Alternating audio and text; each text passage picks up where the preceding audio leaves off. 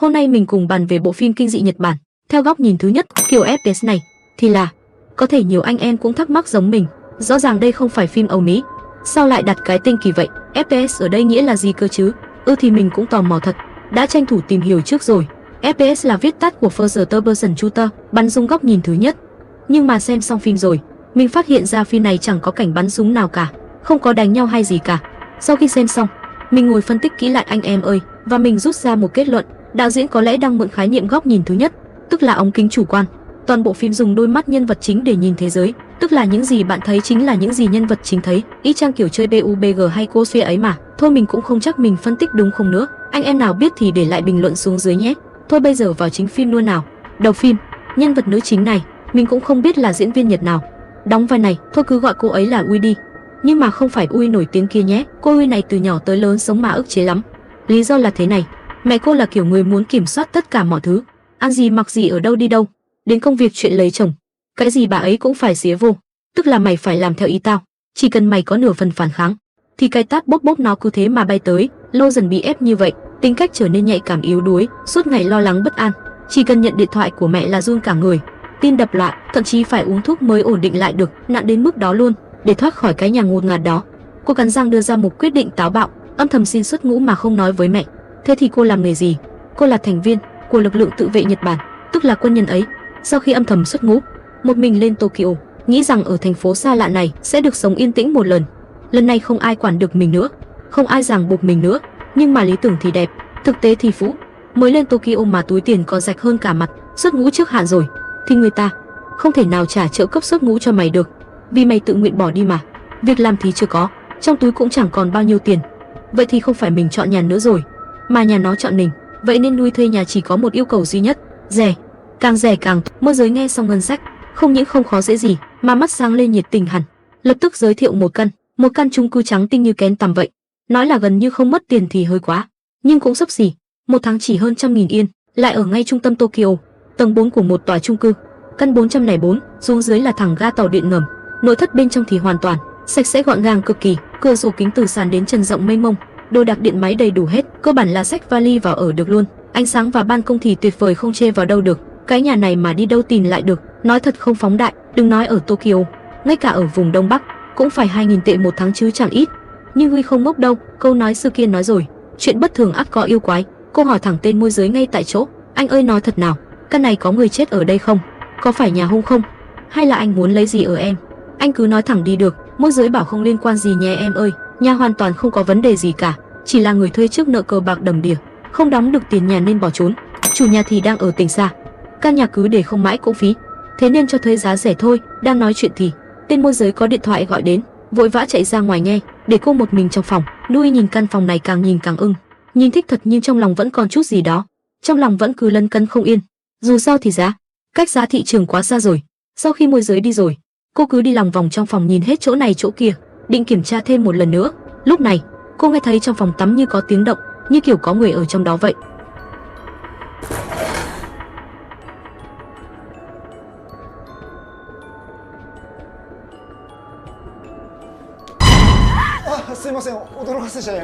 Cái tiếng ục đó làm cô suýt hét lên vì giật mình.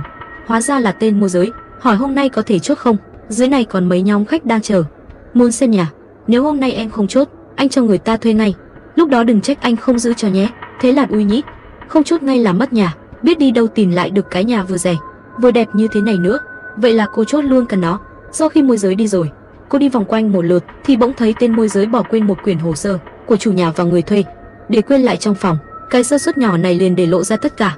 Đuôi mở ra xem, bên trong ghi rõ ràng rành rọt, người thuê trước tên gì, tên là Miyamoto Takao. Cô ghi chú viết cũng rất rõ, tình huống đặc biệt, mất liên lạc hoàn toàn, không rõ tung tích. Nói thẳng ra tức là mất tích rồi, hoàn toàn khác với cái câu chuyện nợ nần bỏ trốn của tên môi giới, chẳng liên quan gì đến nhau cả. Tin thất lại một cái, còn ở lại làm gì nữa. Cô vội vàng chuẩn bị bỏ đi. Đúng lúc đó, trong phòng tắm bỗng vang lên tiếng cầu cứu của một người phụ nữ, cứu tôi với ơi cứu tôi với. Nghe mà dựng cả tóc gáy. Cô cắn răng đẩy cửa phòng tắm ra, bên trong trống trơn chẳng có gì cả. Vừa quay người bước ra thì chuyện kỳ lạ xảy ra. Cái phòng tắm lúc nãy vẫn còn trống không, bỗng chốc đầy ắp thứ nước đen ngòm từ trên trời rớt xuống. Thứ nước đen tanh hôi rình, người cực kỳ khó chịu. Cô phản xạ bước lại gần, muốn xem chuyện gì đang xảy ra.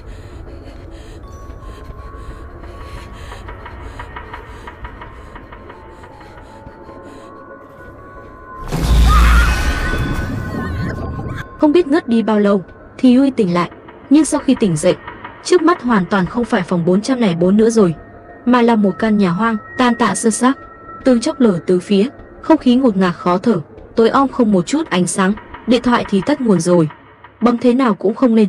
Cái túi xách mang theo cũng vương vãi đồ đạc khắp sàn, nào là sữa rửa mặt, son môi bằng vệ sinh rớt tung tóe hết. Rõ ràng là ai đó đã lục tung lên rồi. Ngay lúc đó cô hơi loạn thần, bật dậy lao thẳng về phía cửa, nhưng cái cửa đó cứ như bị hàn chết vào tường vậy, kéo thế nào đập thế nào cũng không nhúc nhích, con đường thoát duy nhất bị chặn đứng. Đúng lúc đó, phòng bên cạnh bỗng có tiếng động lạ, cô lấy hết can đảm mò mẫm trong bóng tối sang xem, ghé nhìn vào trong, chân cô siết khuỵu xuống. Chuyện là thế này, căn phòng đó trống trơn, tối mịt, chỉ giữa phòng có một chiếc ghế bập bênh cũ kỹ, không ai đụng vào, tự nhiên cứ kéo kẹt đung đưa, cứ lắc qua lắc lại, như thể có ai đó đang ngồi lên trên vậy. Cô run cầm cập bước tới dùng tay bấu vào ghế, không ngờ trên ghế lại có một cái đèn pin. Lúc đó Uy trong lòng còn thoáng nghĩ, đây là trò thoát hiểm à, sao còn có đạo cụ để nhặt nữa. Vừa cầm lên tay thì cái cửa bên cạnh đánh ầm một tiếng tự mở ra. Ngoài đó là một hành lang dài và rộng, khoan không, dài và tối không một bóng người, nhìn không thấy đầu, trông giống như cái hành lang của trường học hồi nhỏ ở quê ấy. Nhìn vào thôi đã thấy ngộp thở rồi, cũng không còn cách nào khác, đành bật đèn pin lên, áp sát tường từng bước dò dẫm về phía trước. Hai bên tường hành lang treo đầy ảnh đen trắng của cùng một người phụ nữ. Cô này trông như thế nào? Nhìn khá thanh tú, nhưng đôi mắt cứ có gì đó rất lạ. Ôi trời, ánh mắt đầy oan ức và oán hận. Cô nhặt một tấm lên nhìn kỹ thì người phụ nữ trong ảnh đột nhiên chuyển mắt nhìn thẳng vào cô, trừng mắt nhìn một cái. Nuôi giật này người ném ngay xuống đất, nhặt lên thì lại bình thường, như thể cái vừa xảy ra chỉ là ảo giác. Chưa kịp hoàn hồn thì một căn phòng khác lại có tiếng động, đẩy cửa vào thì phòng này lại khá sáng, ánh sáng cũng lọt vào được. Nhưng mà trong phòng có một cái tivi không cắm điện, tự nhiên đang phát hình, đang chiếu chính là người phụ nữ trong tấm ảnh lúc nãy. Vẻ mặt người đó đau khổ cùng cực, cổ họng như bị ai bóp chặt, chỉ có thể ú ớ, không nói thành lời, ánh mắt tràn đầy tuyệt vọng, loay hoay mãi mới tắt được cái tivi đó. Lúc này cô gần như sụp đổ rồi, chưa kịp phản ứng thì phía sau vụt một bóng người chạy qua, lao thẳng vào nhà vệ sinh. Đuôi phản xạ đuổi theo ngay, may mắn thấy được người sống, cô lao vào đuổi theo vào nhà vệ sinh. Đuổi đến tận buồng trong nhà vệ sinh thì tìm thấy một người đàn ông đang ngồi co ro trên bồn cầu run lẩy bẩy, nhếch nhác lôi thôi. Người đàn ông thấy cô, hoảng sợ đến mức gần như mất hồn, mắt lạc thần, mặt tái mét. Lúc này Đuôi vội lấy trong túi ra nửa chai nước, nhẹ nhàng bảo anh đừng sợ, uống chút nước đi để lấy lại sức. Khó khăn lắm mới giúp anh ta bình tĩnh lại được. Lúc này Uy chợt nhớ ra điều gì đó, liền hỏi anh có phải Samoto Takao không? Người đàn ông hỏi lại sao cô biết, rồi xác nhận mình đúng là Samoto Takao, người thuê trước căn 404, nhưng không phải vì nợ nần mà bỏ trốn, mà cũng bị kéo vào đây giống như cô. Samoto nói, chỗ họ đang ở này hoàn toàn không phải thế giới thực, mà là một không gian khác bị ác linh chi phối. Không phải thế giới thực, không có lối ra và cũng không thể có ai đến cứu. Ở đây dù bị giết bao nhiêu lần, cũng sẽ lại tỉnh dậy ở căn phòng ban đầu, rồi lại bị truy đuổi rồi lại chết. Cứ thế lặp đi lặp lại mãi, bị đuổi chết rồi bị đuổi, chết không được, mà giống thì cực kỳ khổ sở. Anh ta nói mình đã chết ở đây bao nhiêu lần, không còn nhớ nổi nữa. Mỗi lần chết là đau thật sự, nhưng sống lại rồi lại phải tiếp tục lặp lại từ đầu, sống mà như chết vậy. Nghe xong những điều đó, Nui gần như tuyệt vọng hoàn toàn, nhưng bản năng sinh tồn vẫn còn. Samoto lúc này bảo, thôi hai đứa mình kết bạn đi, còn có người đỡ đần nhau. Lúc này Ui thật ra cũng còn do dự, nhưng ở đây chỉ thấy duy nhất một người sống, không có lựa chọn khác. Thế là hai người nhẹ nhàng dò dẫm xuống tầng dưới, tìm lối thoát. Vừa xuống tầng 1, đã nhìn thấy một bóng ma tóc xõa đang lảng vảng trong hành lang. Đó chính là ác linh mà Samoto nói đến. Samoto lập tức sợ đến liệt tại chỗ, run rẩy co cụm, chân mềm nhũn đứng không nổi.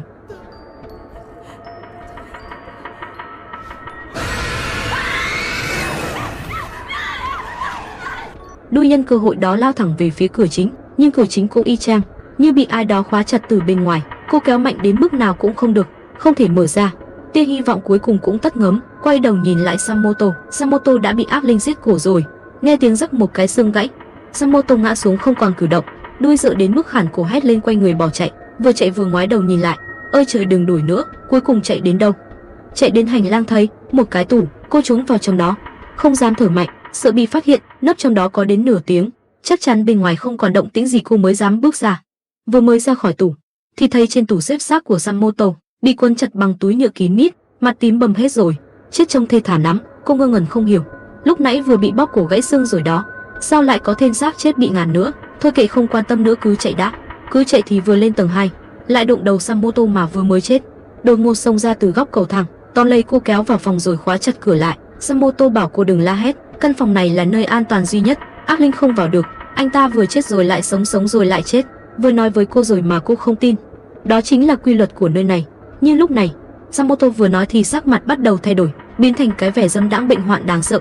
Rõ ràng là sắc mặt đã đổi khác hẳn rồi. Rồi quay sang nói với Đuôi, đại loại là hai đứa mình ra không được rồi. Sống thế này cũng khổ, chi bằng tranh thủ lúc này làm chuyện kia đi, vui vẻ thoải mái. Chờ đợi mà cũng là chờ thôi. Nói xong lao thẳng vào người Đuôi. Thật ra lúc đó Đuôi cũng đang do dự chút, nhưng nhìn cái mặt hắn, thấy mặt xấu xí đến phát ghê. Một cái đá thẳng ra cho bay người, cái đá đó không lệch một ly, hắn va thẳng vào cái tủ bên cạnh, một xác chết đầy râu ria, bịch một cái rơi ra ngoài. Trên tay còn cầm chứng minh thư, trên đó ghi tên và ảnh là gì, ảnh chụp Samoto Taho, hoàn toàn không khớp gì với tên biến thái trước mặt. Đuôi lúc đó sững người, đừng ngơ ra. Vậy thì người đàn ông trước mặt, tên biến thái này hoàn toàn không phải Samoto, mà là kẻ mạo danh à? Samoto thật sự thực ra đã chết từ lâu rồi. Tên biến thái thấy lộ mặt thật cũng không giả vờ nữa, khai hết toàn bộ. Hắn là một tên sát nhân biến thái, mấy năm trước đã theo dõi cô gái thuê căn 404, chính là người phụ nữ trong ảnh, đột nhập vào phòng hãm hại cô ta, hãm hại xong rồi còn ra tay giết luôn. Cô gái đó chết quá oan, mày làm chuyện kia thì cũng thôi, giết tao làm gì chứ? Oan khí quá nặng không tan đi được, từ đó dùng oán niệm tạo ra cái không gian lạc vô tận này, bắt chính hắn bị lôi xuống, để hắn bị truy đuổi đi đuổi lại, rồi bị giết đi giết lại, để báo thù cho mình. Nhưng có một điều kỳ lạ, đó là dù cô kéo tên này vào đây rồi, nhưng cái oan hồn đó lại không thể tự tay giết tên này.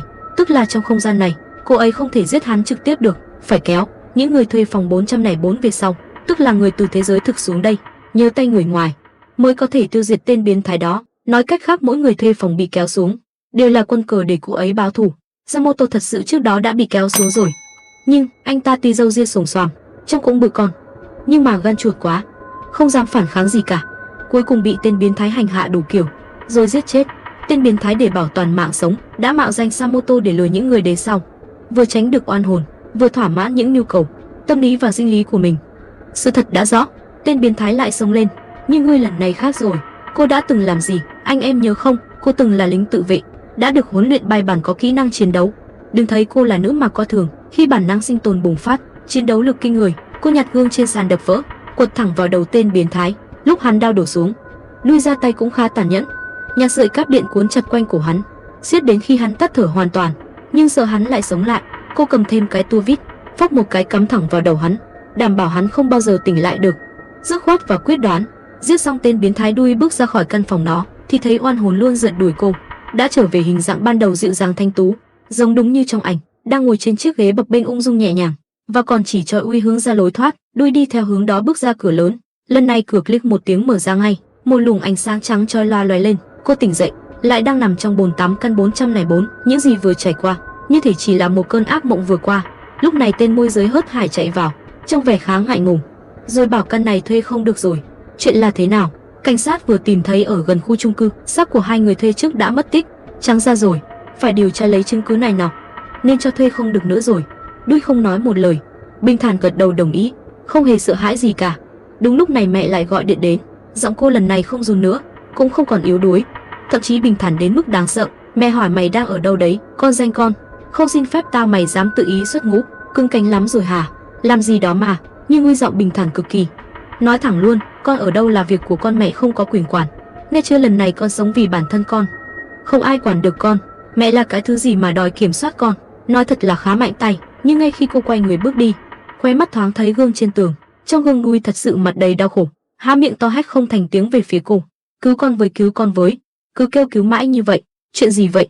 Hóa ra người tỉnh dậy trong bồn tắm hoàn toàn không phải Đuôi, mà là người phụ nữ bị hại đang ngồi trên ghế bập bênh. Cô ấy đã nhờ tay Đuôi tiêu diệt tên biến thái đó rồi.